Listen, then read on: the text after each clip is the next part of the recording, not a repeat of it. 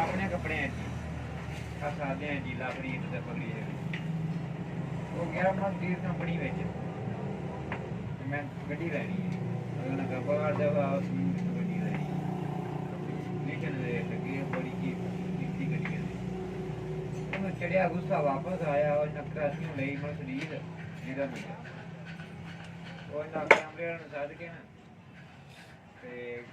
pant denter नहीं बुला रहा तो फिल्म बना सूरज जो दिखा दी पूरी नवी गड्डी